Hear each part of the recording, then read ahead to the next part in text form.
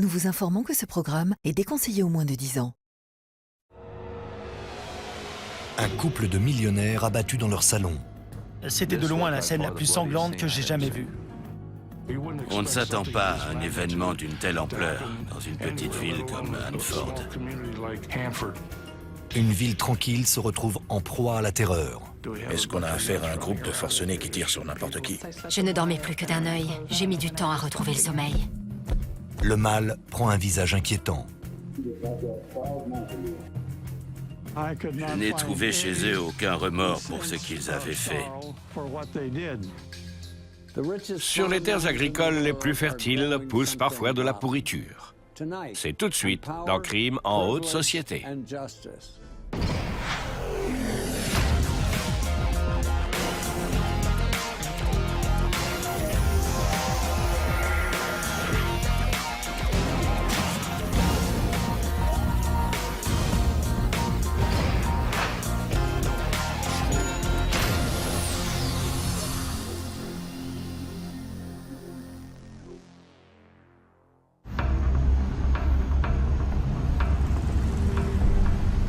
Nous sommes dans la vallée de San Joaquin, en Californie, 5 jours avant Noël.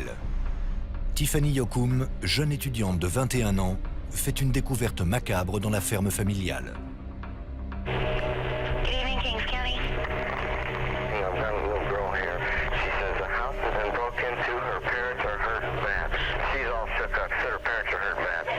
Her parents were hurt? That's what she's telling us. La police se précipite chez les Yoakum dans la communauté agricole de Hanford. C'est une région rurale, au milieu de nulle part. Les voisins les plus proches se trouvent à 1 ou 2 kilomètres. On est vraiment en plein champ.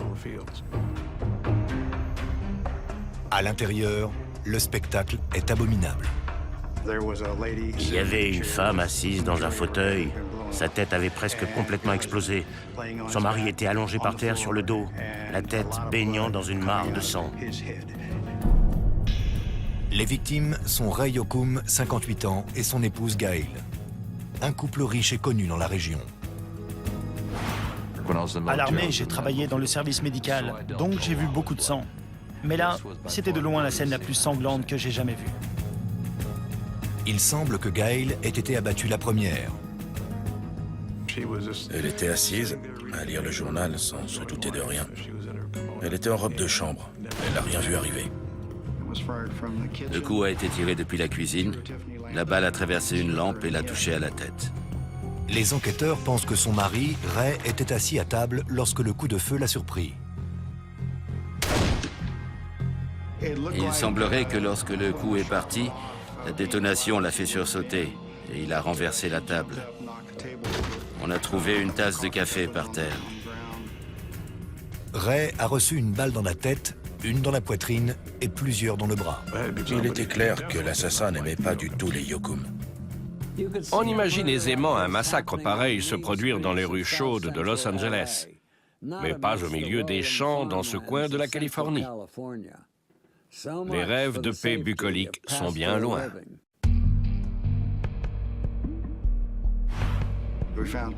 On a retrouvé 2 cartouches vides sous le bar et une dans le broyeur de l'évier, au-dessus des pluchures de carottes. Les blessures de Ray semblent avoir été causées par un fusil automatique de calibre 22, mais celles de Gail proviennent d'une arme de plus gros calibre. Cette arme avait vraiment fait de gros dégâts. Ça ne pouvait pas provenir d'un calibre 22. Pour les enquêteurs, 2 armes signifient 2 tueurs. Mais sans trace, l'enquête a du mal à démarrer. C'est d'autant plus frustrant qu'on a affaire à des meurtriers qui ont pris le temps de nettoyer la scène de crime après leur passage. Les seules empreintes retrouvées dans la maison sont celles des victimes, de leur fille Tiffany et de leur fils Kevin, 18 ans, qui vit à l'autre bout de la ville. Les seules empreintes que j'ai trouvées étaient celles de la famille. J'étais vraiment frustré de ne rien trouver d'autre dans une maison aussi grande. On ne savait pas dans quelle direction chercher. La maison ne comporte aucune trace d'effraction. Mais là encore, dans un endroit comme Hanford, les voisins se font une entière confiance et il n'est pas difficile d'entrer dans les maisons. Gail et Ray Yokum, comme beaucoup de gens à cette époque-là, surtout à la campagne, ne fermaient pas leurs portes à clé. Apparemment, le meurtre n'était pas la seule intention des criminels. On a retrouvé les tiroirs et les armoires ouverts, des papiers et des objets par terre. Apparemment, quelqu'un cherchait quelque chose dans cette maison. Ça aurait pu être un cambriolage qui avait mal tourné. J'avais déjà été appelé dans cette maison pour des cambriolages. Le vol concernait de petites choses. Des bijoux, des colliers, des bracelets, des montres, des bagues. Les enquêteurs interrogent les voisins. Mais les fermes sont très éloignées les unes des autres. Et personne n'a rien vu ni entendu. Toute la famille était sous le choc. On ne comprenait pas ce qui s'était passé. Tiffany explique à la police que lorsqu'elle a quitté la maison vers 19h, son père regardait la télé et sa mère tricotait. 3 heures plus tard, elle retrouvait ses parents assassinés. Tiffany n'avait aucune idée de qui avait pu faire une chose pareille. J'ai vu Tiffany le soir du drame. Elle ne parlait pas. Elle pleurait. Elle était abasourdie. Elle était en pleine détresse. Les enquêteurs doivent savoir si c'est à cause de leur fortune que les Yokum ont été pris pour cible. Le patrimoine de la famille de Ray s'élève à près de 18 millions de dollars. Ils possèdent également un bar à Hanford, 2 restaurants à Morro Bay et plusieurs propriétés en location. On a eu un peu peur, on avait beaucoup d'argent, on était assez populaire et on connaissait tout le monde. Ray et Gail étaient multimillionnaires et leurs 250 hectares de terre valaient à eux seuls plus de 4 millions de dollars. Dans leur communauté, leur fortune était très importante. Et ils participaient à tous les événements régionaux. À Hanford, en Californie, il existe un grand fossé entre les familles aisées, qui possèdent les terres, et les gens moins riches, qui y travaillent. Ça aurait pu être un ouvrier mécontent, on ne savait pas. Ce n'était que des suppositions. Mais il y a aussi des rumeurs sur un mobile plus sombre. Il existait une sorte de culte satanique dans la région, des agissements et des croyances bizarres qui auraient pu mener à une tragédie comme celle-ci. On en arrivait à se demander, suis-je en sécurité chez moi? Ou a-t-on affaire à quelqu'un qui abat ses victimes au hasard? Lorsque l'affaire est rendue publique, les habitants de la vallée prennent l'habitude de fermer leurs portes à clé et de garder en permanence une arme à portée de main. C'était une affaire sans précédent. Les gens étaient vraiment choqués par la brutalité de ce double meurtre. Vous savez, Hanford était une petite ville agricole très tranquille. Il ne se passait pas grand-chose à Hanford. Il y avait un vieux cinéma. Mais à part ça, tout se passait surtout le vendredi, comme les matchs de foot ou de basket. C'était une petite communauté où tous les habitants avaient grandi ensemble. On vivait au même endroit pendant une vingtaine ou une trentaine d'années. Donc on se connaissait tous et on était presque tous bons amis. Le fait que des gens comme eux, importants et appréciés, soient abattus dans leur propre maison, a installé un sentiment d'insécurité, surtout chez ceux qui vivaient en pleine campagne. Mais la police n'a rien pour rassurer les habitants. Ni suspect, ni mobile, et pas la moindre piste. Les Yokum étaient sans doute rois sur leur terre. Mais lorsqu'on vit sur un terrain de 250 hectares, personne ne peut entendre crier. Une vengeance diabolique rôde dans les champs de coton de Hanford. Cette affaire sans précédent va mettre les nerfs de la police à rude épreuve. 5 jours avant Noël, Ray et Gail Yokum sont assassinés dans leur maison en pleine vallée centrale, en Californie. On ne s'attend pas à un événement d'une telle ampleur dans une petite ville comme Hanford, en plein cœur de la Californie. Les seules preuves retrouvées sur les lieux sont 3 douilles de calibre 22. Les assassins ont vraiment été très méticuleux. Je me souviens m'être dit, j'espère qu'on va y arriver. Les autopsies permettent d'évaluer l'heure de la mort entre 21h30 et 22h. Elles révèlent aussi la brutalité du crime. La personne qui a tué Ray a maintenu son arme sur sa tête et a pressé la détente plusieurs fois pour s'assurer qu'il soit vraiment mort.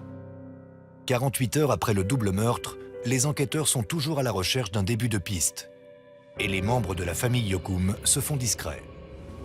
On se disait que les meurtriers en avaient peut-être après notre famille. On ne savait pas ce qui se passait. La première chose qu'on ait faite, c'est d'engager du personnel pour la sécurité. On avait des gardes du corps, et mon beau-père aussi. Je devais présenter ma carte d'identité pour rentrer chez moi. On avait vraiment peur à ce moment-là. Je ne dormais que d'un œil. J'ai mis du temps à retrouver le sommeil. Les habitants les plus éminents de la commune vivent dans la terreur. Et la police subit une pression énorme pour retrouver les tueurs avant qu'ils ne frappent à nouveau. Ils se mettent alors à chercher des indices dans le passé de la famille Yokum.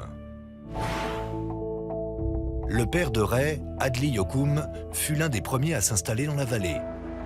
Il avait quitté l'Oklahoma au plus fort de la Grande Dépression, avec seulement $10 en poche. Adley Yokum a installé sa famille ici pour prendre un nouveau départ. Il connaissait un peu l'agriculture et c'est pour ça qu'il s'est installé ici. Pendant 6 ans, Adley et ses 4 fils travaillent sans relâche dans les champs de coton. Mon grand frère ramassait entre 300 et 350 kilos de coton par jour. Un ouvrier moyen n'en ramassait pas plus de 200 kilos. Il était vraiment très bon. Je les entendais dire que les temps étaient durs, qu'il était difficile d'acheter à manger, d'élever une famille. Tous les garçons travaillaient pour aider. Enfin, en 1942, la famille a amassé suffisamment d'argent pour acheter une vieille maison entourée de 26 hectares de terre pour cultiver leur propre coton. Mon père les poussait vraiment, il travaillait dur. La plupart des familles de la région ne travaillaient pas aussi dur. Adley a commencé à louer des terres pour ensuite les acheter. Et assez rapidement, il a fini par avoir une très grande propriété. Depuis son adolescence, Ray est un agriculteur appliqué et passionné. Ray Yokum était réputé pour ses champs de coton les plus beaux du comté de Kings. Ces sillons étaient si réguliers que l'eau s'y écoulait en ligne parfaitement droite. Si quelqu'un était capable de changer la terre en or, c'était bien Ray.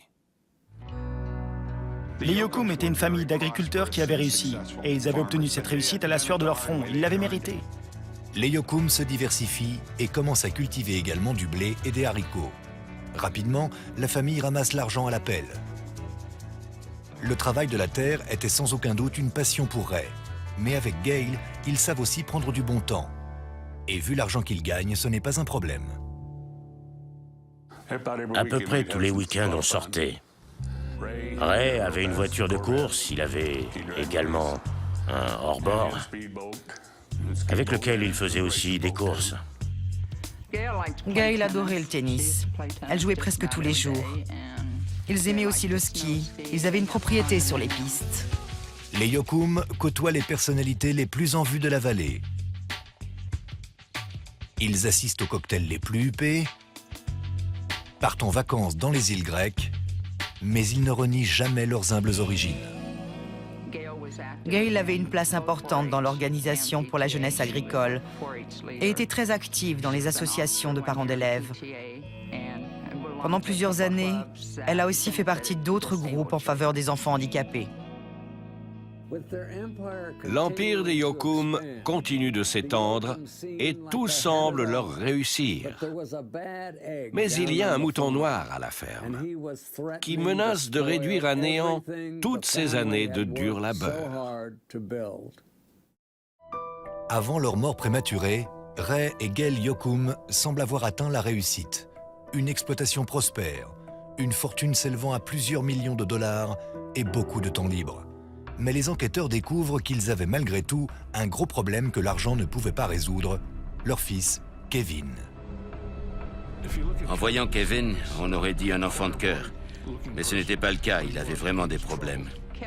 Kevin était très discret.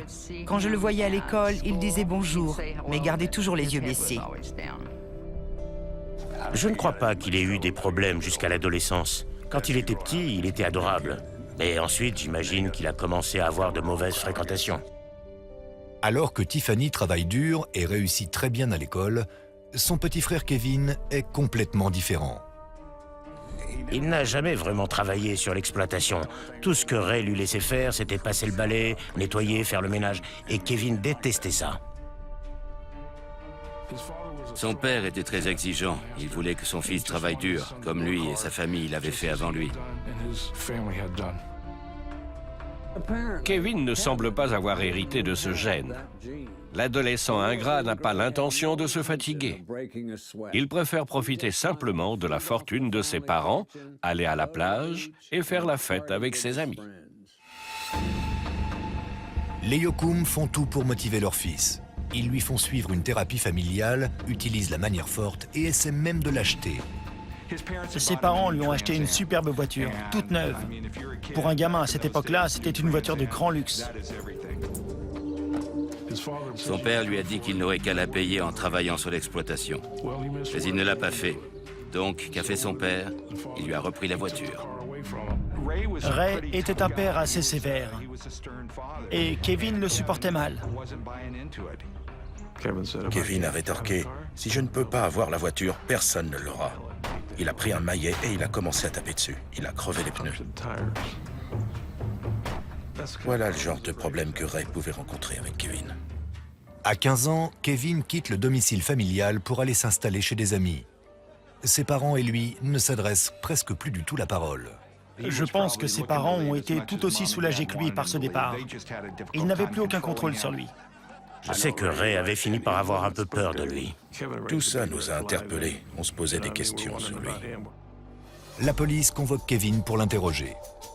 Celui-ci admet qu'il avait une relation difficile avec ses parents, mais il nie formellement avoir un quelconque rapport avec leur assassinat. Les enquêteurs découvrent ensuite qu'en effet, il a un alibi solide. Des dizaines de témoins affirment l'avoir vu en ville avec Tiffany au moment du meurtre. Kevin mangeait au restaurant avec Tiffany ce soir-là. Tiffany cherchait à réconcilier Kevin avec leurs parents. Tiffany voulait qu'ils viennent passer Noël avec eux pour que la famille soit réunie. Mais Kevin n'était pas très coopératif. Il n'en avait pas envie. Kevin est donc écarté de la liste des suspects et les enquêteurs retournent à la case départ.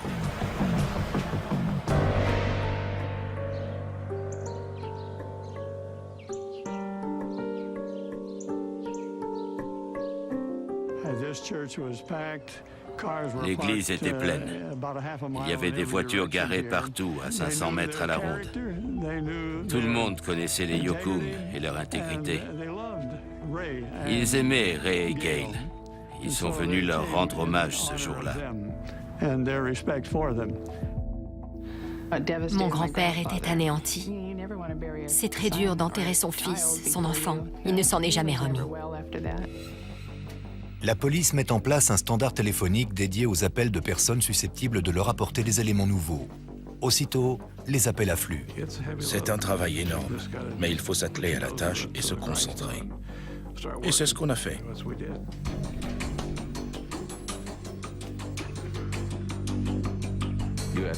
Certaines personnes étaient persuadées qu'il s'agissait d'un crime lié à un culte ou d'un cambriolage. Mais personne n'avait rien pour corroborer ces hypothèses. Mais un appel anonyme attire l'attention des enquêteurs. Quelqu'un a appelé pour dire qu'il avait des informations sur le coupable. Il avait le nom des personnes impliquées. La personne conseille aux policiers de surveiller de près John Cox et Jamie Spanky, deux jeunes gens du coin. Spanky, un lycéen de 17 ans, a déjà été arrêté pour avoir tenté de tuer son beau-père. Il a sonné à la porte, son beau-père a ouvert et il lui a tiré dessus à 5 reprises. Le beau-père a survécu, Spanky a échappé à la prison parce que selon les autorités, il avait subi des violences. Le soir où les Yocum ont été assassinés, Jamie dit qu'il était avec sa petite amie et celle-ci confirme l'alibi à la police. On a donc demandé à Jamie et à sa petite amie de venir au poste de police pour vérifier leur alibi. Ils disaient avoir passé la soirée ensemble. On leur a demandé s'ils connaissaient John Cox et ils ont répondu que oui. Cox, lui aussi, a une réputation trouble. C'était un type un peu fou, qui avait un comportement étrange. Une fois, il avait dit à un de ses professeurs qu'il voulait devenir tueur à gages. Cox n'était absolument pas nerveux, tout comme Spanky. And there are some people talking. Talk is bull. Okay. How do you know the person's not saying that? It's not trying to save their own ass.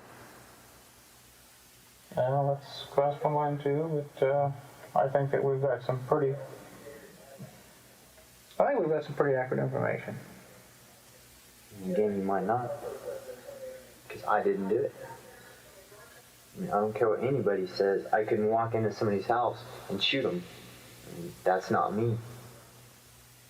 Il avait une image de voyou. Si on n'était ni un grand sportif ni un bosseur, on passait pour un voyou. Il avait cette image. J'avais l'impression qu'ils en savaient plus que ce qu'ils nous disaient. Mais comment les faire parler? Les policiers fouillent la voiture de Spanky et ce qu'ils y trouvent a de quoi les étonner. Une douille de calibre 22. Les experts en balistique la comparent alors aux douilles trouvées sur la scène de crime. Une douille utilisée comporte des stries laissées par l'arme qui a servi à tirer. Et là, les stries correspondaient parfaitement. J'en ai immédiatement conclu que la balle avait été tirée par l'arme du crime. J'étais absolument ravi. Je me suis dit qu'on était sur la bonne piste. Spanky devait forcément savoir quelque chose puisque la douille avait été retrouvée dans sa voiture. Il devait avoir une explication. On pourrait croire que les jeunes gens de Hanford aiment boire des bières, traîner dans les villages et faire la cour aux jeunes filles, pas qu'ils assassinent d'honnêtes gens dans leur salon. Quelle charmante image de la vie à la campagne. Et l'affaire est sur le point de devenir encore plus troublante. Quand les enquêteurs découvrent que la douille trouvée dans la voiture de Spanky correspond à l'arme du crime, ils sont convaincus que le jeune homme de 17 ans en sait plus qu'il n'en dit. Il répétait que non, qu'il n'avait rien fait et qu'il ignorait comment cette douille était arrivée là. Il avait peut-être pris quelqu'un en voiture et elle serait tombée de sa poche. Il essayait de trouver des raisons pour expliquer ça. Puis, il a fini par demander à parler à son père. Mais avant de laisser M. Spanky parler à son fils, les enquêteurs emploient un stratagème éprouvé. Ils mentent et racontent au père de Jamie que son fils est déjà passé aux aveux. Pensant n'avoir plus rien à perdre, M. Spanky raconte tout ce que Jamie lui a dit à propos de son implication dans le meurtre.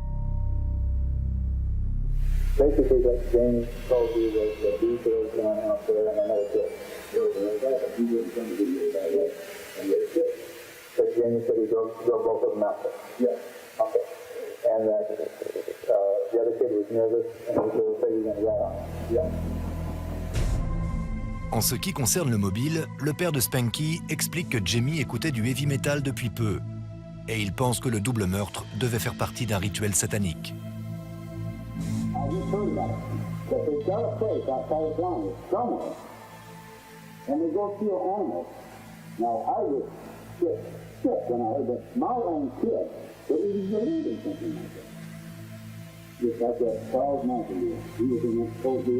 He got those other people that believe in him and so forth, and they did.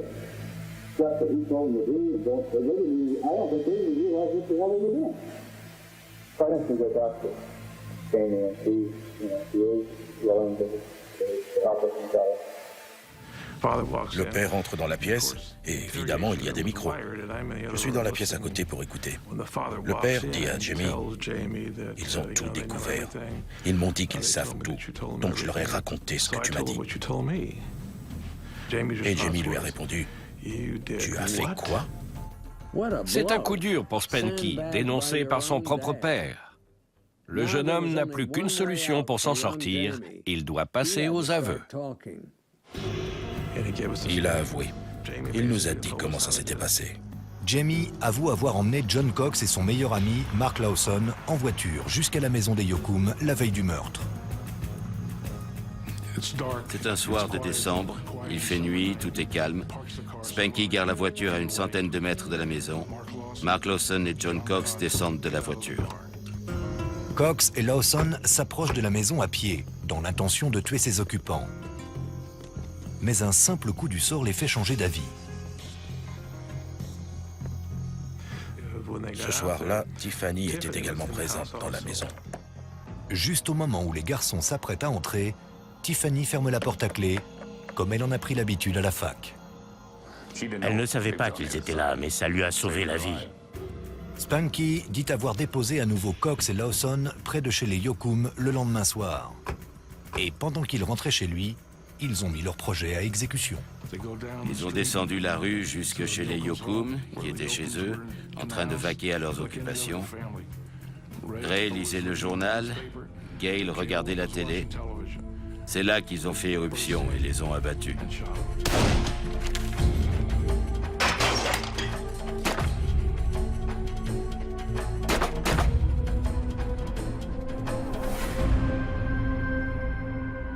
Les deux jeunes fouillent ensuite la maison pour faire croire à un cambriolage, puis tentent de s'enfuir avec la voiture des Yokum.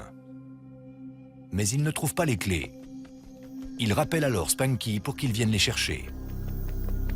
Mark était surexcité. Avec l'adrénaline, il répétait « On l'a fait, on a réussi, on les a tués tous les deux. » La cervelle de Madame Yokum a éclaté partout dans le salon. Jamie ne les croit pas, et Lawson lui montre ses gants. Il y avait du sang sur ses doigts. Jamie leur demande pourquoi ils l'ont rappelé, et ils lui répondent qu'il est aussi dans le coup. Jamie les conduit chez John, et là, il se débarrasse des armes et de toutes les preuves. Spanky raconte qu'avec Cox et Lawson, ils sont ensuite allés jeter les armes dans un canal asséché à 25 km de là. Il restait de la boue au fond du canal. Ils ont enterré les canons des fusils dans la boue, ont essuyé leurs empreintes sur les crosses avec une serviette et ont tout jeté dans un buisson. Les policiers se rendent sur les lieux et trouvent 3 fusils vides, exactement à l'endroit désigné par Spanky. Les armes sont immédiatement examinées. On voulait vérifier les stries par rapport aux douilles retrouvées.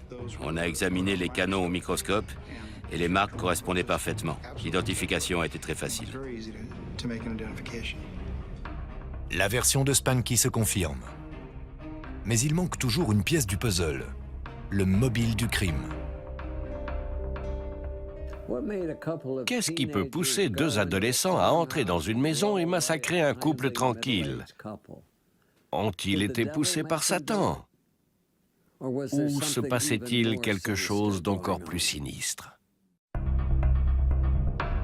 Jamie Spanky a raconté à la police tout ce qui s'est passé le soir du double meurtre chez les Yokum. Les enquêteurs cherchent maintenant à comprendre pourquoi. Spanky comprend qu'il est coincé et accepte de tout révéler.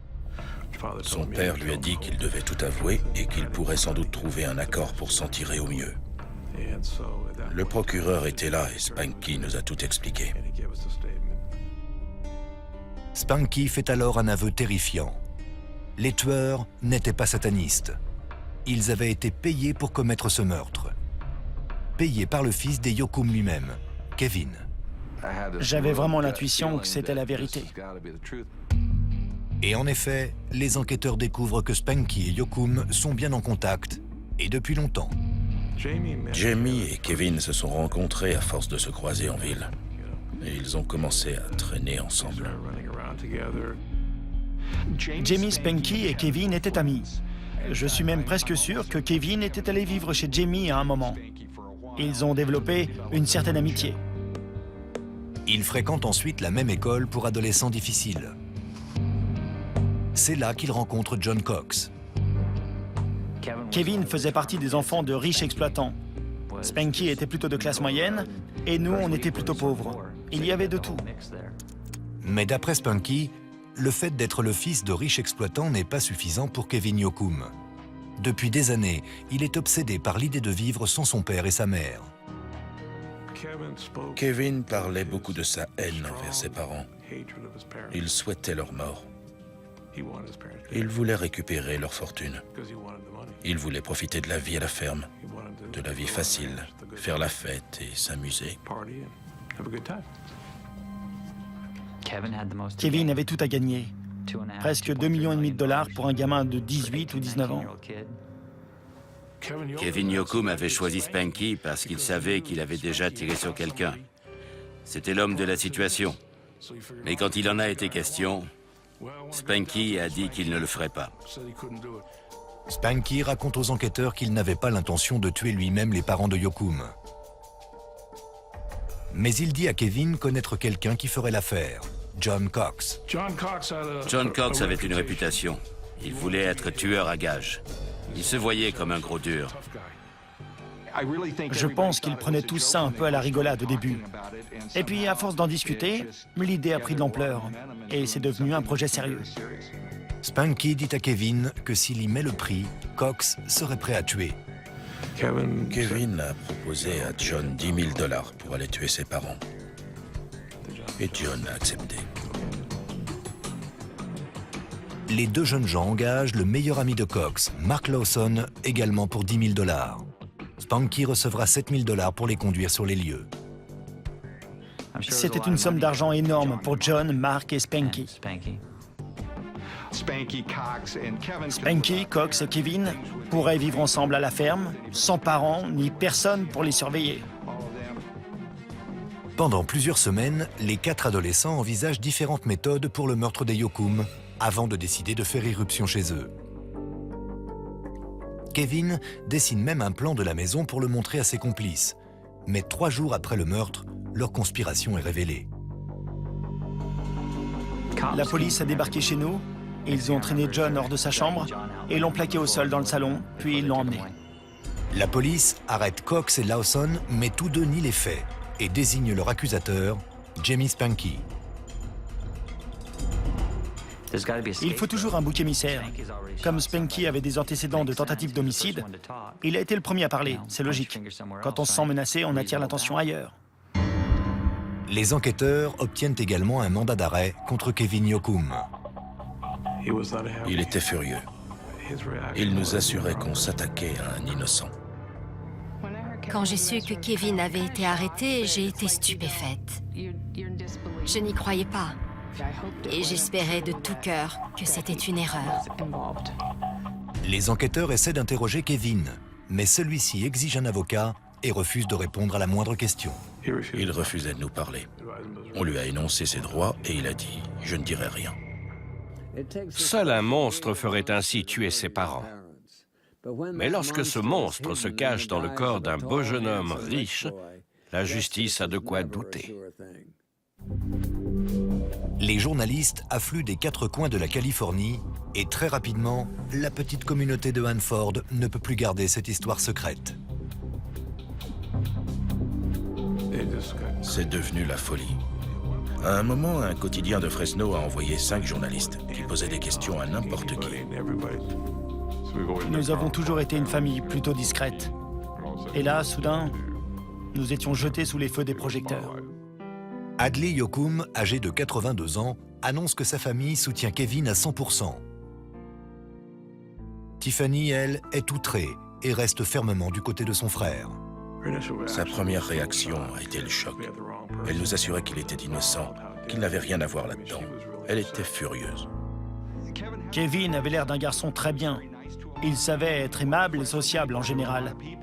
Beaucoup de gens ne pouvaient pas l'imaginer faire une chose pareille. De tout ce qu'on avait vu, ou surtout entendu, il devait avoir une bonne raison pour l'arrêter. Mais évidemment, on espérait de tout cœur qu'il soit innocent. Quand j'ai appris que Kevin avait été arrêté, ça a été un choc. J'avais entendu des rumeurs, mais j'espérais que ce n'était rien de plus. Mais lorsque Guy Hardin, le pasteur, rend visite en prison à Kevin Yokum et John Cox, l'image des suspects lui semble bien plus menaçante. Ils semblaient n'éprouver aucun remords pour ce qu'ils avaient fait. Ni Kevin, ni le jeune qui avait tiré. Afin de prouver que Kevin a agi pour toucher l'héritage de ses parents, les enquêteurs se procurent le testament des Yokum et l'examinent pour y trouver d'éventuelles empreintes récentes. J'ai découvert des empreintes digitales partielles, mais la seule empreinte exploitable se trouvait au dos de la 8e page, où figurait la liste de ce qui reviendrait aux enfants dans le cas du décès de Monsieur et Madame Yokum. L'empreinte est identifiée et c'est effectivement celle de Kevin Yokum. Cela signifiait que Kevin avait lu le document. Il savait ce qu'il contenait et il savait de quoi il hériterait. Kevin a donc la confirmation que ses parents ne l'avaient pas déshérité et il peut mettre son terrible plan à exécution. 3 mois après le double meurtre, le procureur commence à préparer le procès. Dans une petite ville comme Hanford, dans laquelle l'événement le plus marquant en 10 ans avait été un grand concert de country, le procès Yoakum promet d'être l'événement à ne pas manquer. Un mois après l'assassinat de Ray et Gail Yoakum dans leur salon, Jamie Spanky, qui a servi de chauffeur au meurtrier et a tout avoué, plaide coupable à l'accusation de meurtre au second degré. Il est envoyé dans un centre de détention pour jeunes jusqu'à l'âge de 25 ans. John Cox a commis les meurtres le jour de ses 18 ans. S'ils étaient passés à l'acte la première fois la veille, il aurait été jugé en tant que mineur. Cox, Lawson et Yoakum sont tous jugés en tant qu'adultes pour meurtre et complicité de meurtre. Et pourtant, ils ne montrent toujours pas le moindre signe de remords. En entrant dans la salle, ils rigolaient. Ils avaient l'air de passer un bon moment. Ils faisaient les pitres comme si c'était juste un canular.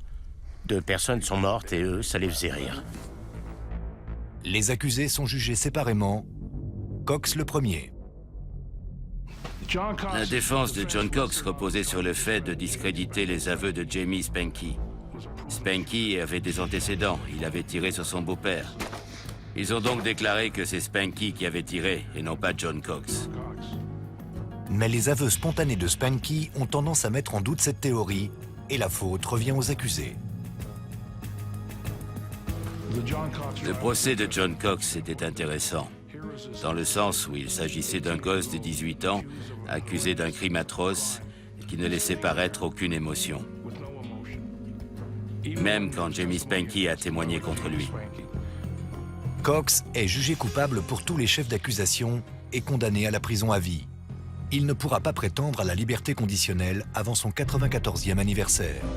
Quand le verdict est tombé, il a enfin laissé paraître son côté humain.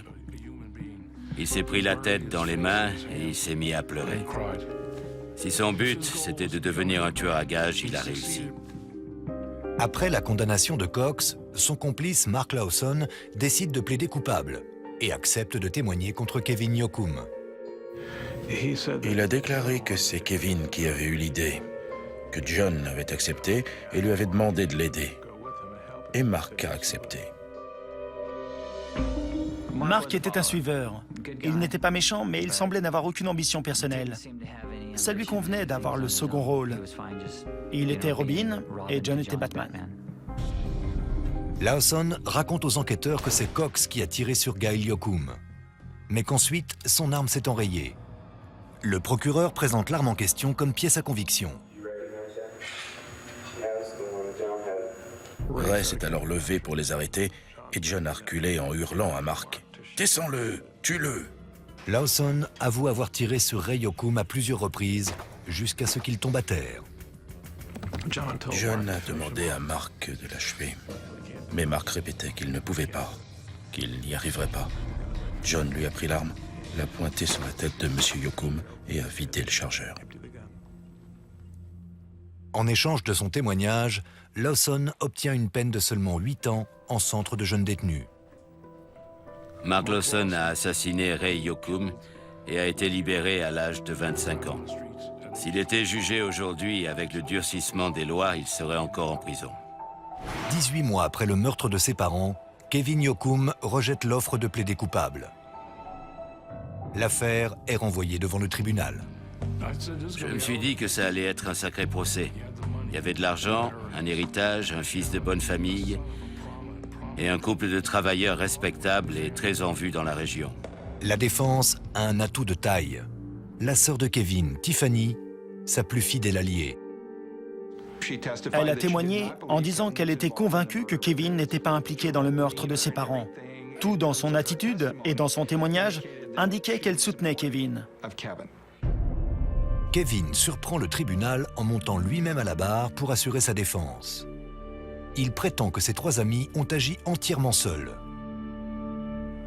Kevin admet qu'il a sans doute plaisanté avec eux sur le sujet, mais affirme que les 3 autres ont pris leur décision seuls, dans l'espoir qu'une fois ses parents morts, il les invitera à s'installer chez lui. Il est resté à la barre pour le contre-interrogatoire pendant 1 jour et demi.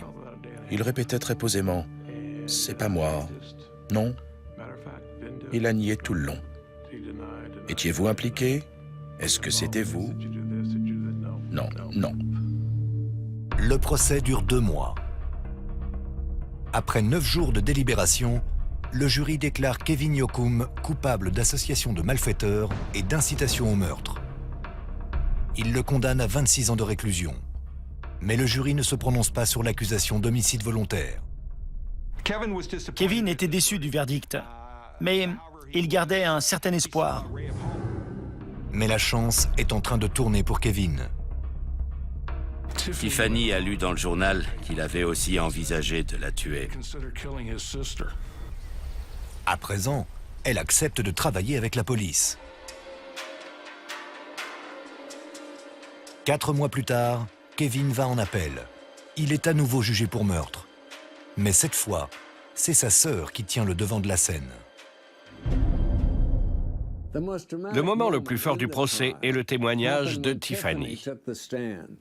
Elle, qui a été le meilleur soutien de Kevin, renonce finalement à son rôle de grande sœur.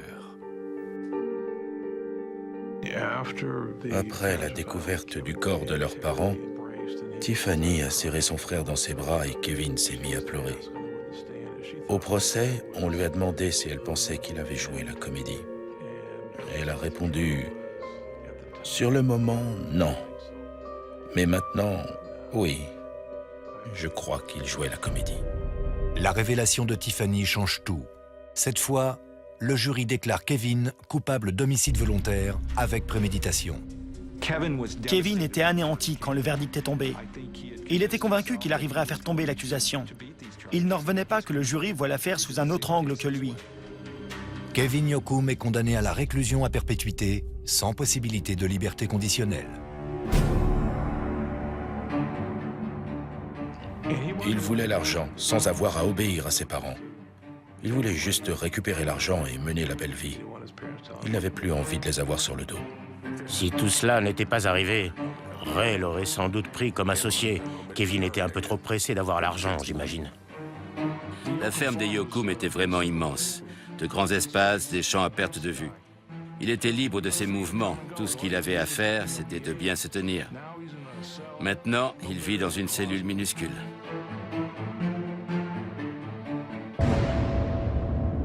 Qu'il grandisse dans un bel appartement ou dans une ferme, un enfant gâté reste un enfant gâté. Pour Kevin, une vie passée en prison lui servira sans aucun doute de leçon. C'était Dominique Dunn. Merci de nous avoir suivis.